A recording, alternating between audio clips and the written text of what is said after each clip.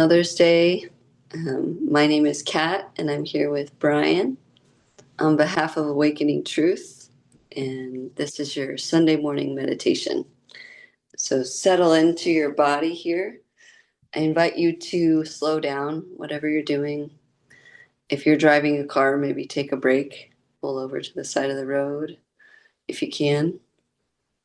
And if you are seated and you're at home, take up some space in your body, take a moment to land into your body.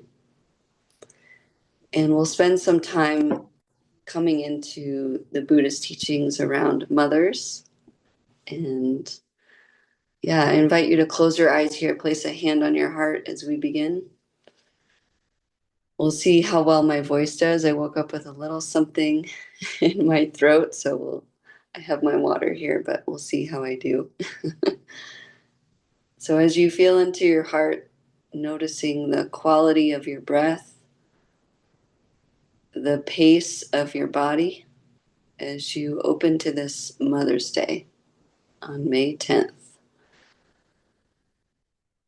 We all have different relationships to mothers.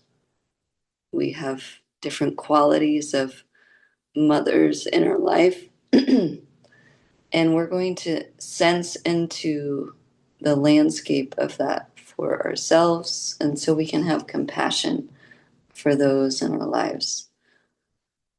So as you feel into your heart, just acknowledging all the mothers in the world today, all the ones from the past and all the ones in the future, as we come into this important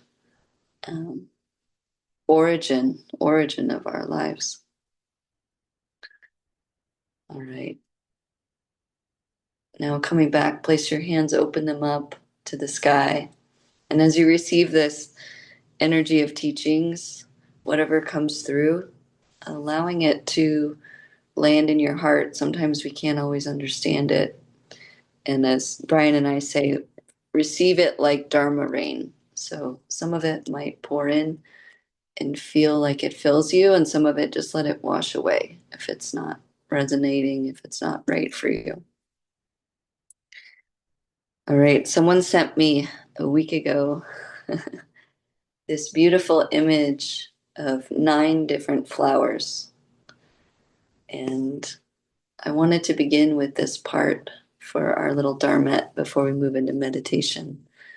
And the 9 flowers were the 9 types of mothers and energies between a mother and a child. And I'd like you to picture for a moment, as I'm sharing about this, a duck with their little ducklings behind them. There's all kinds of mothers, right? And the 9 flowers were this mother,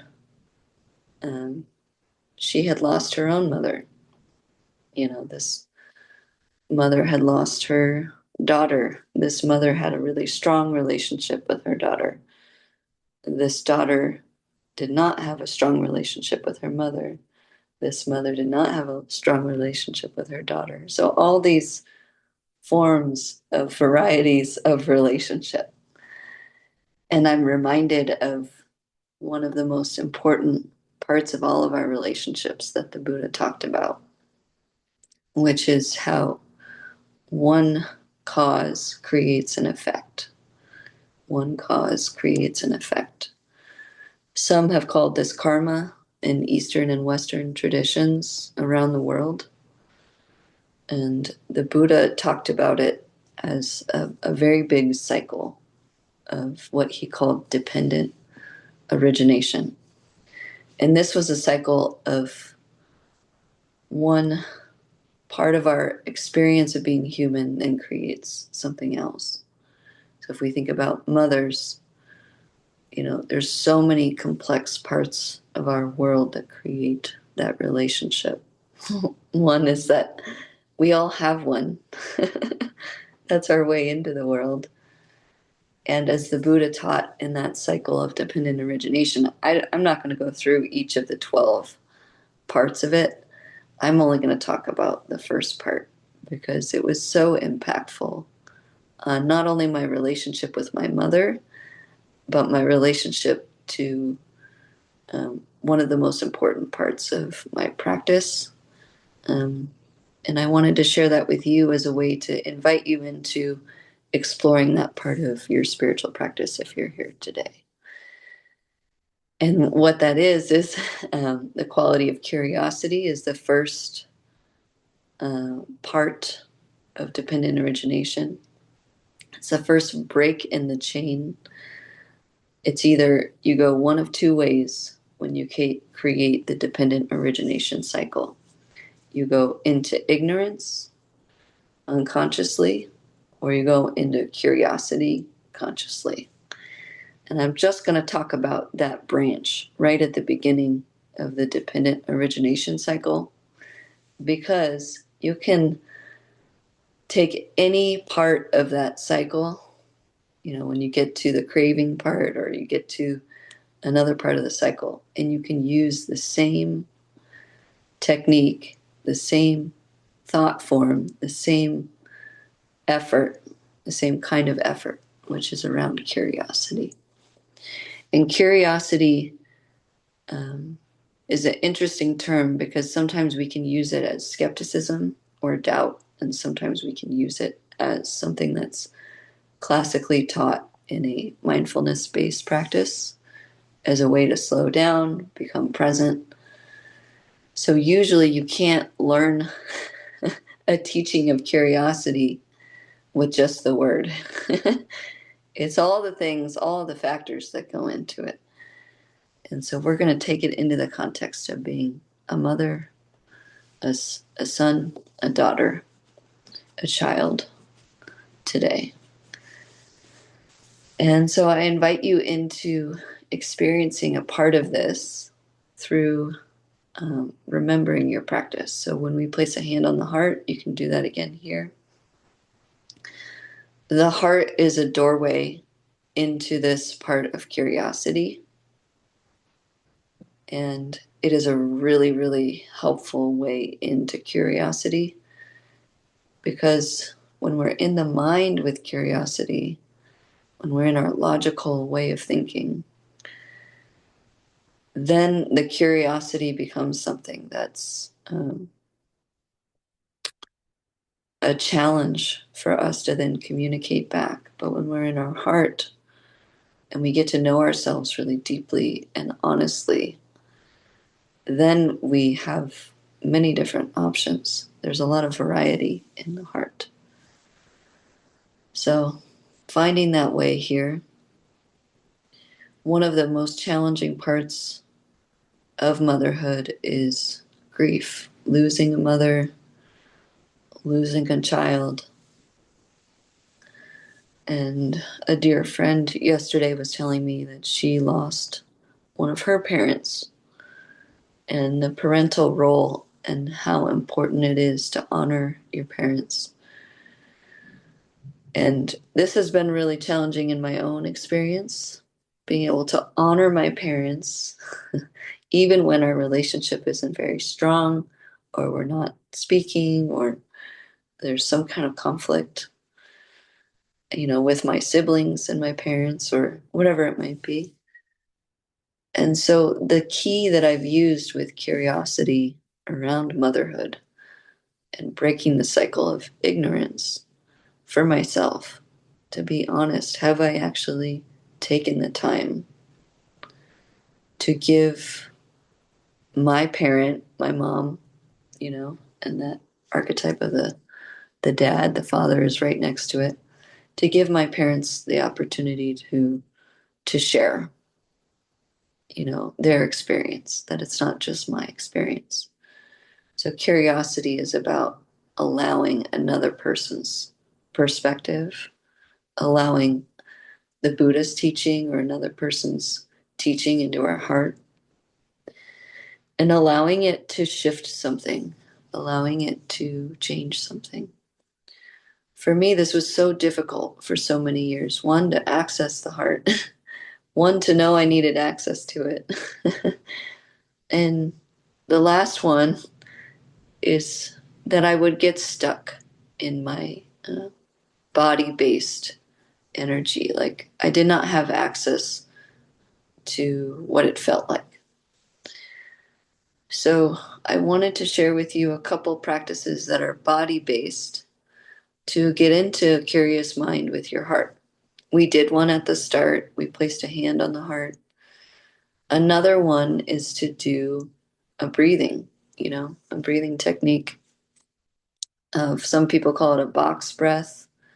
I just call it, just breathing with your attention and your awareness. Some people call it vipassana. Some people call it the first foundation of mindfulness. And this is an important Buddhist teaching around. And Brian has done a lot of teachings with Holly on the foundations of mindfulness because they are the cornerstone of gaining access to where you are on your spiritual journey, where you are on your path. When you can sense into your body, you can sense into the level of your mind. What is the quality of your mind? What is the nature of your thoughts? Are they really fast? Can they slow down enough to get you into the heart, to ask a question, to be sincere? So these are the qualities of curiosity with the body that support our relationship with our mothers that have passed and that are here. So one of the practices that I think is the most important that I'm going to share with you is the practice of relaxation with the body. And I'm going to show you, I'm going to actually set it up for you from seated and from lying down.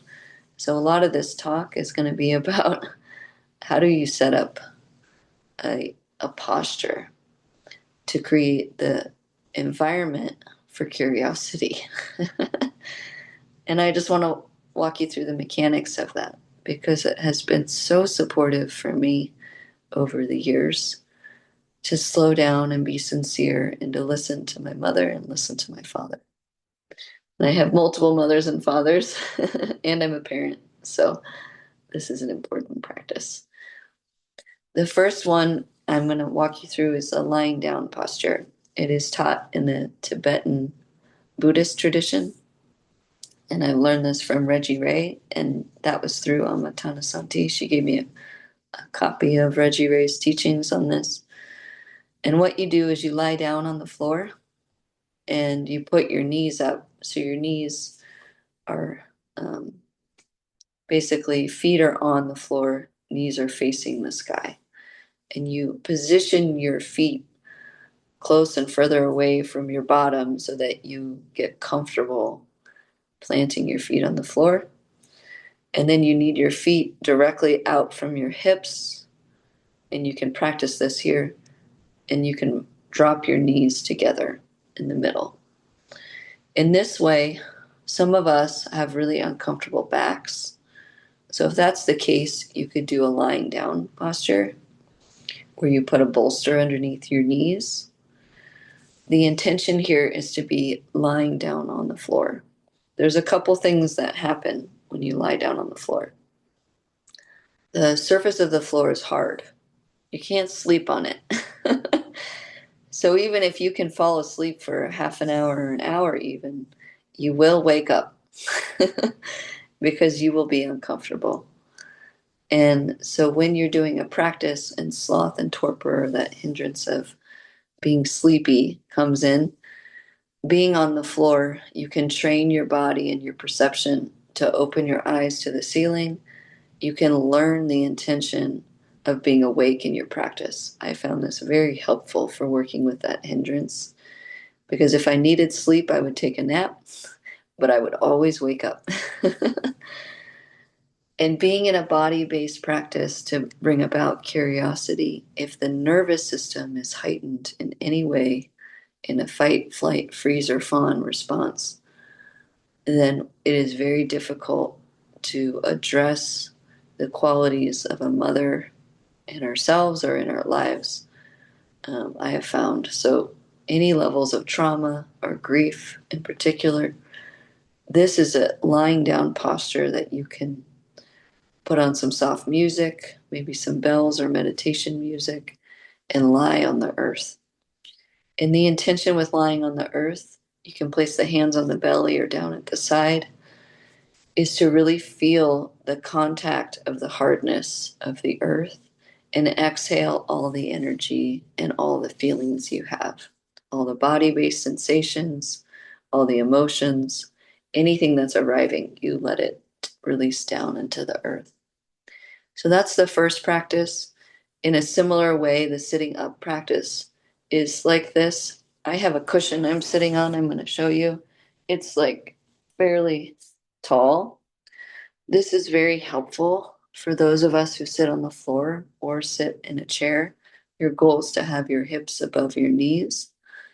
And in this way, it's a reminder to us that have practiced for a long time or are new to practice to make sure that we can have the pelvic tilt forward, and in the same way, work with being alert. So anytime we work with trauma, often what will happen is the body will go to sleep, or the body will do a natural protective mechanism where it either distracts itself into some habit pattern of like a monkey mind, or it takes it away. It doesn't want it to address the energy. And I highly recommend you work with a trained therapist or others that will support you if you have more extreme forms of this. I am not a therapist in any way. I am a trauma-informed coach, so I have some of that training around trauma, and I've worked with my own trauma. But I have worked with a lot of trained therapists and coaches to support me with doing my individualized self-study and practice. So get yourself the professional help you need as I'm describing these layers of setting it up. Their intention is to support you to have the reminder and the care and the attention with it. So in that same way as we're setting up the lying down practice, the seated practice, you work with centering the body. And there's 3 keys to centering the body. Relaxation that can be resilient, aligned, and alert. The goal is to be awake. So if we're seated, it's much easier to be awake. If we're lying down, our intention might be to bring more gentleness, potentially some sleep, which is okay. And some of us are like, oh, I can't sleep in my practice. That means I didn't practice. I disagree. Sometimes the body needs sleep. And when we deal or negotiate or navigate, choose your wording, with the deep layers of emotions around motherhood, it is very important that we take the time to go, okay, this is too much for me. I need to ask for some help, some support from a friend or a professional, or this is okay for me and I need to spend some time on the floor. My body's fatigued. Something is very fatigued. It's a really great way, either one, to wake you up more or just get the little cat nap that you need. So be curious about the ways that the body can move with different emotions, especially within that first foundation of mindfulness. And I'll leave you with one quote. This is actually a quote from Richard Rudd out of his book, The Gene Keys, as I wrap up. And this is an important book to me, and it incorporates a lot of Buddhist teachings and a lot of teachings from Christ. I really like it for that reason, because it combines 2 different traditions, very different traditions.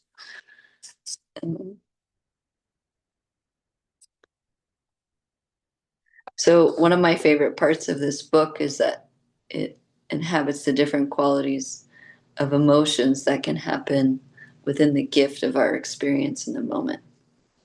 And so when we think about motherhood and having our mothers that have passed and honoring them today, it is an important opportunity for us um, to see that there's so many different kinds of mothers. Like we started with the 9 flowers of mothers, and picturing those flowers as all those experiences. They all have different colors, different shapes. And when we think about the qualities of motherhood, there's a lot we can learn. And in this quote, he says, we cannot pin down these qualities, and we cannot understand them with our mind. We either have to reject them or laugh with them. And I'm taking the quote out of context on purpose because it's the quality of this energy that I'd like you to experience, which is we can laugh with the beauty of the flowers. I've heard this saying before that the flowers are God's laughter, right? Or Buddha's laughter, right? The consciousness of laughter, whatever word we want to use. And these flowers are these different images that we can laugh with and be with today, and be with the joy of the day. And we don't have to be with the challenge only. We can be with all the colors, as Jack Cornfield once said, and I really appreciate it. He's a longtime Buddhist practitioner and teacher. He said, the expansiveness of our maturity, of our spirituality, comes when we can hold multiple emotions together. And this quote tells me this, like it's no longer in my mind. It's a quality of being with the joy, being with the grief. And sometimes it's right in the same breath. So thank you for listening. And whatever flower of mother or quality of mother comes in today, may it be this quality of deep joy and deep presence. And may you feel the abundance of all these different emotions flow through with curiosity. May it be a little simpler today, a little easier.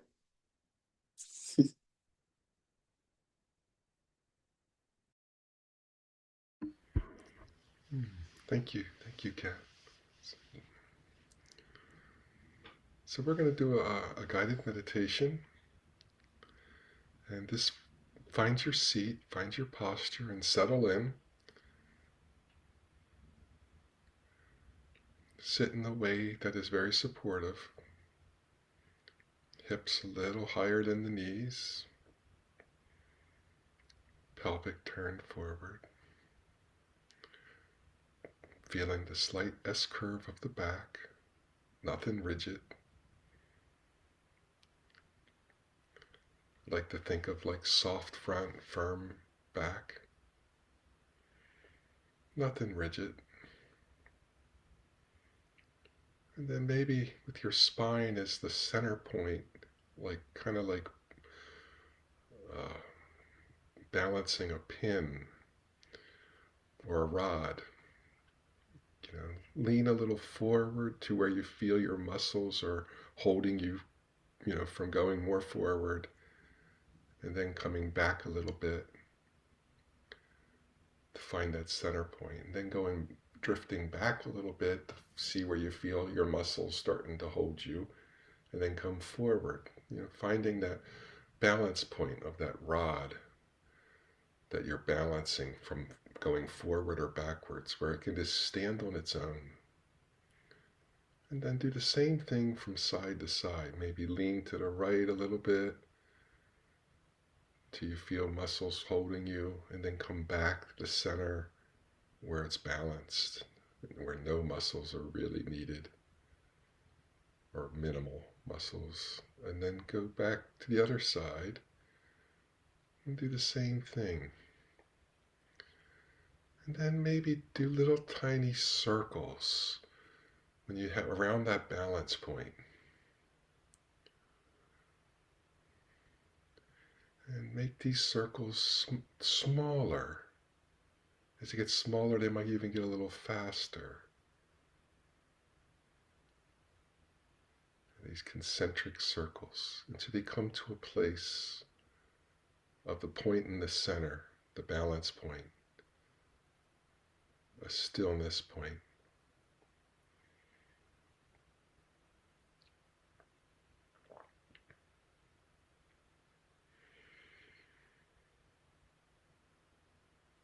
I'm going to invite the bell for to start our meditation. I'm going to invite it 3 times. First, I'll wake up the bell. Invite you to listen to the full sound of the bell.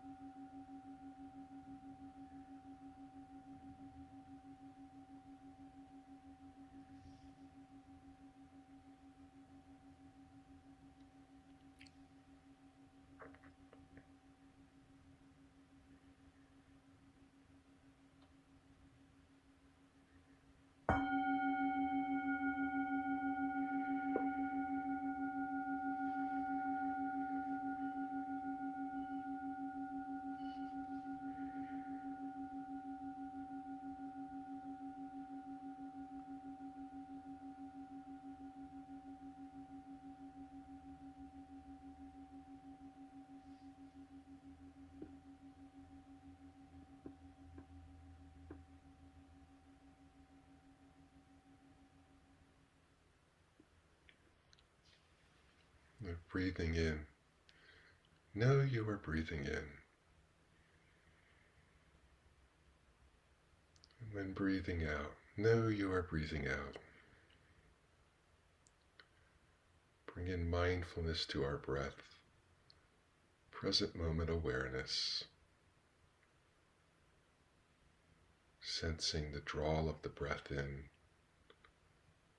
and the drawl of the breath out.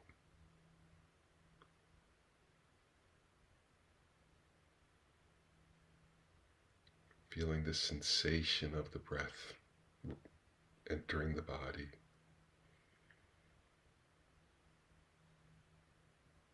And the sensation of the breath exiting the body.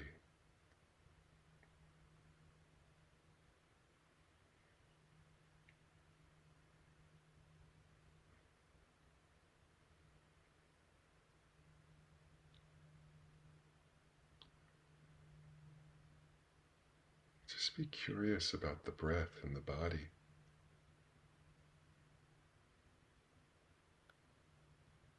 Slowing down, bringing full present moment awareness to the breath and how each breath is landing in the body.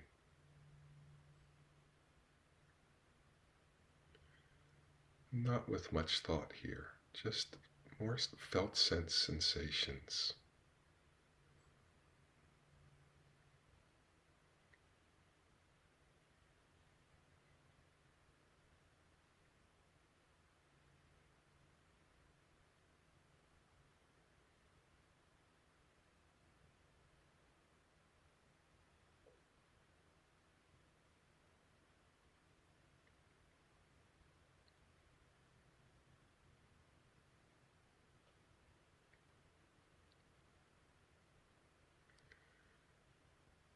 Just staying with the breath, feeling the full draw of the breath in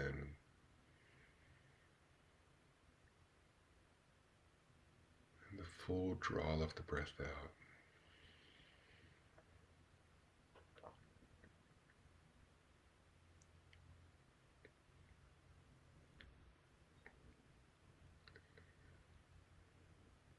And breathing in, relaxing the whole body.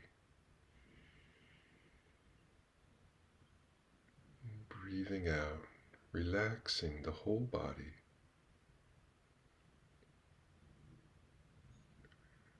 slowing down even more,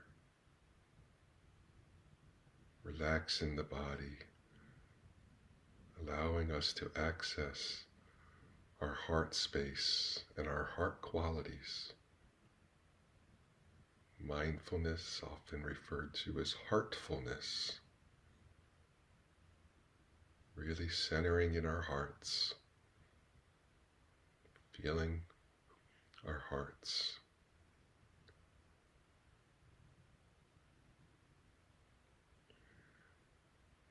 Breathing in, allowing the heart to open. Breathing out, expanding that opening of the heart.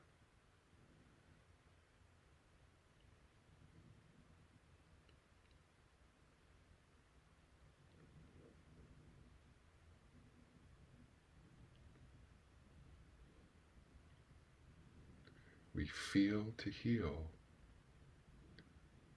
the qualities of our heart.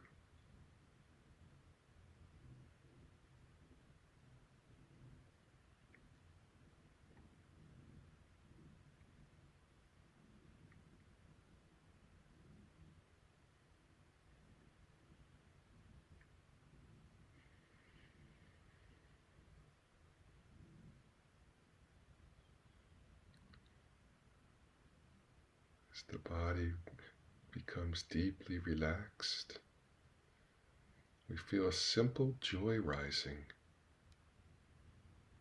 This is a joy of just being, just like the flowers are being and enjoying the sun or the rain.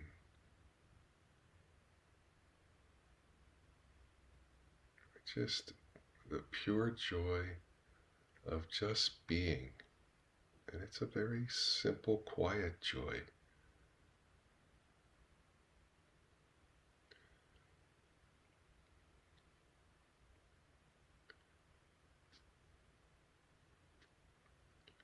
A joy of presence.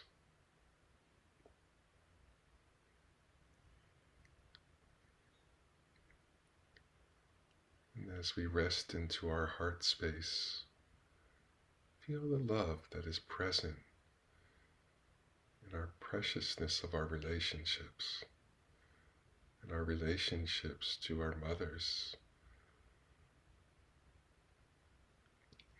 Even if our mothers have passed on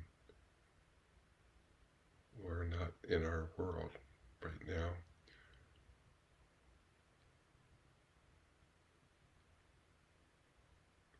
feeling the support and love.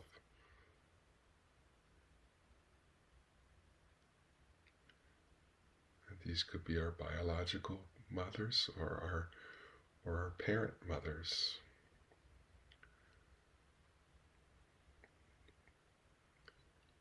We came into this world and would not have survived if we weren't nurtured and cared for.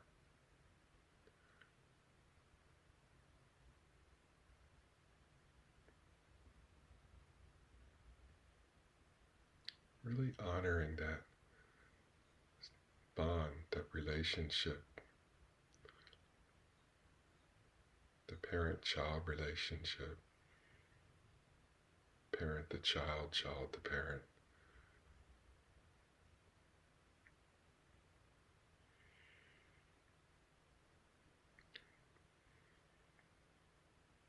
And just reflecting on all our ancestral lineage of eons of time.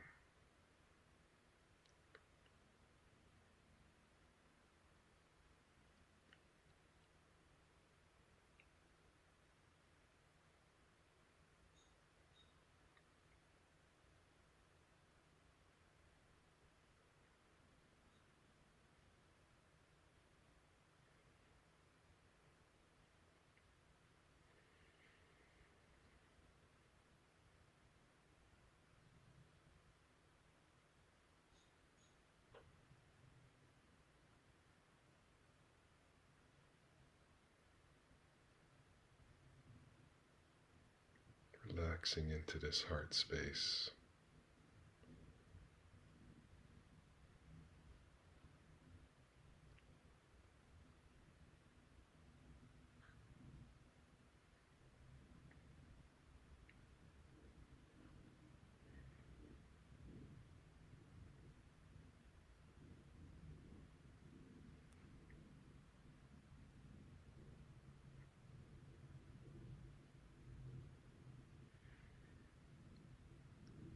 Really focus on staying in this heart space and not being carried by our logical minds or our mind, our thinking,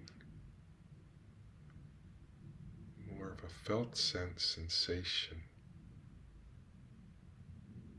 of presence, of simple joy.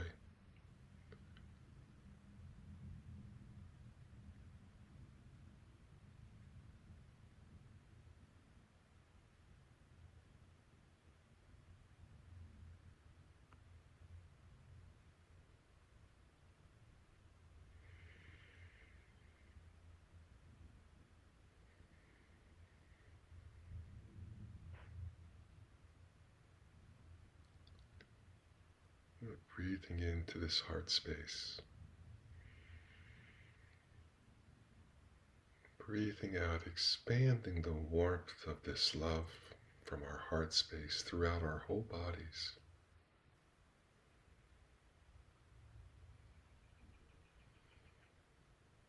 Breathing in and breathing out, expanding.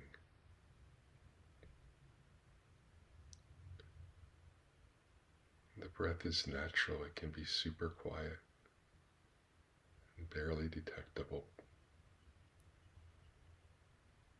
Whatever your breath is, how it is right now. Breathing in, recognizing, and breathing out, expanding. Opening of the heart.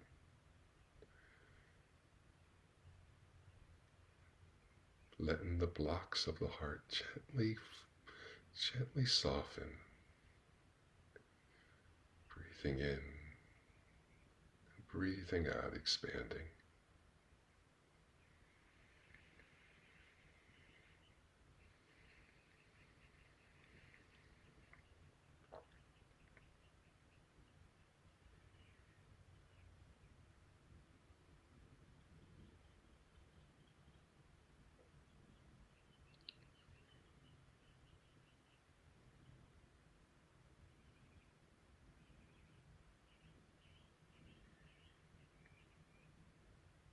And breathing in to the heart space and expanding that warmth and love beyond our circle of our bodies into our world, into all the people that are in our circle,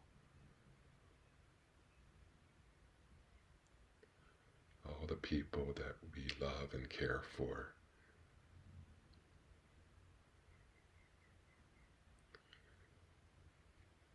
Just really feeling our heart space open. Paying particular close attention to the relationships of parent-child on this Mother's Day.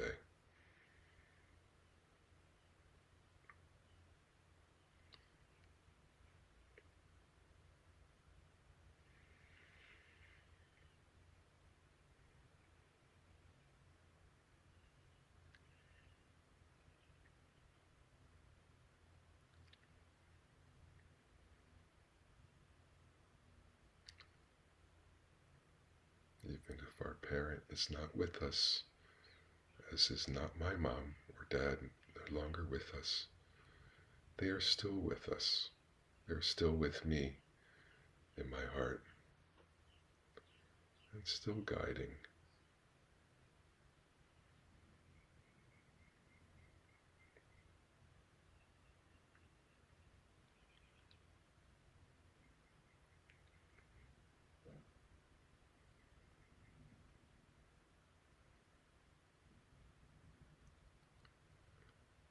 And Breathing into this heart space, breathing it out, expanding to all those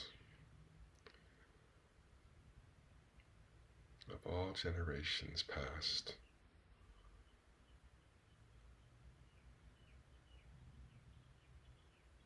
The energies are still present.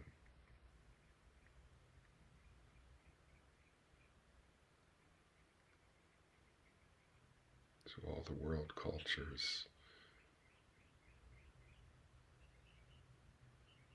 all of humanity throughout all of Earth.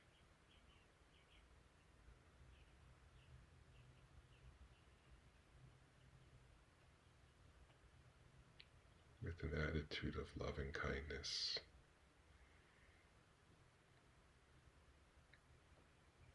and soft compassion.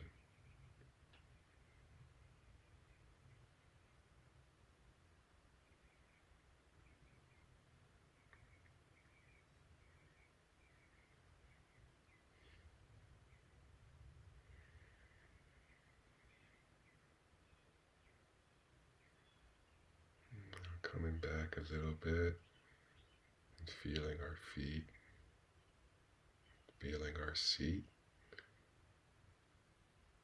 feeling ourselves really relaxing into this space, this sacred space of ours.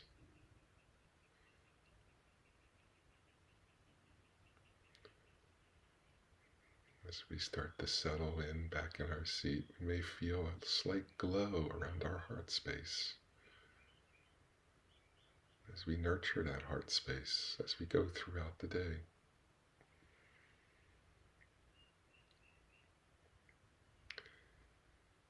And I'm going to invite the bell, wake up the bell, and invite the bell to close our meditation here today.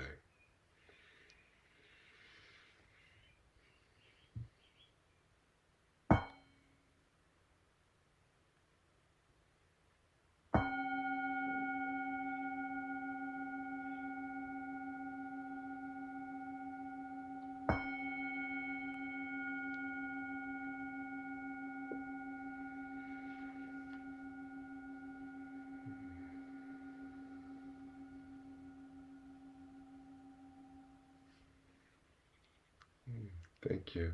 Thank you so much for being here.